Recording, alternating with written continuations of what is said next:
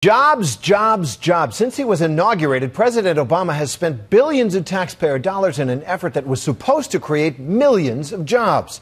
But now the president's under attack by critics who say all that effort hasn't created a significant number of jobs. It's cost too much, too. Tonight, ABC's Brian Ross looks at two companies that received $1 billion in government loans and asks what they do with it so far. Brian? Terry, in the wake of the bankruptcy of the solar panel maker Solyndra and the loss of $500 million in taxpayer loan money, there's been a close look at other so-called startup green companies that have received similar loans. And in particular, two electric car companies that in total represent $1 billion bet with taxpayer money. Cars the Obama administration says represent the future of the American road. They're sleek and expensive. This is the Karma, a $96,000 half-electric, half-gas car. The creation of famed European auto designer Henrik Fisker. Well, it's a very, very good-looking, sexy car. And the first Fisker car off the line went to Leonardo DiCaprio. The other startup cars backed with taxpayer money come from Tesla, all electric. Its roadster cost $109,000, and its celebrity champions include Arnold Schwarzenegger and George Clooney. But beyond the hype and the cool are serious questions about whether the $1 billion of taxpayer money the Obama administration has invested in electric car startups are worth the risk. It is a major goal of the president. We can break our dependence on oil with biofuels and become the first country to have 1 million electric vehicles on the road by 2015. In the case of the Fisker car, it was only last week that the first 40 of them were delivered, 2 years behind schedule, with Fisker himself giving Nightline a first look. It almost looks like a supercar, even though it's a four-door sedan. And the price is just under $100,000. Expensive. It's expensive, but it's got 400 horsepower.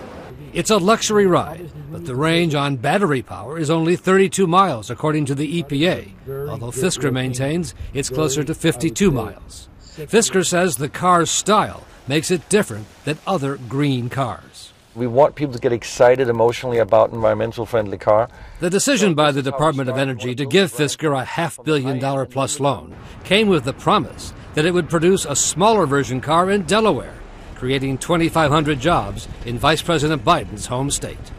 This is seed money that will return back to the American consumer in billions and billions and billions of dollars in good new jobs. But so far, the only cars being made have come off the line at this plant in Finland, something the U.S. government knew would be the case when the loan was approved. Fisker says while the company makes sure it only spends its taxpayer money in the U.S., it could not find any affordable place in the U.S. to assemble its first line of cars. We're not in the business of failing, we're in the business of winning, so we make the right decision for the business. That's why you went to Finland. That's why I went to Finland. The company says it already employs 700 designers and engineers in the U.S. But the decision to assemble the car in Finland was not received well by auto workers we talked with at an Occupy Detroit rally last week. The work should be done here, not in Finland. Now Republicans in Congress are questioning why the Department of Energy approved the loan in the first place, knowing in advance Fisker would assemble his first cars in Finland, not the U.S. I think when Department of Energy found out they couldn't do it in America, that was time to pull the plug. As to the other electric car startup getting huge taxpayer dollars, Tesla, almost another $500 million, it plans to build 20,000 vehicles a year at a plant it bought in California, now being prepared for production to start next year. Tesla's future depends on the success of this car, a family sedan called the Model S, being seen here for the first time in Tesla video from a test track. Priced at around $57,000, it too is styled to compete with luxury cars like the BMW and Mercedes. While expensive, there is a very robust market. But these are cars for wealthy Americans, not for average Americans.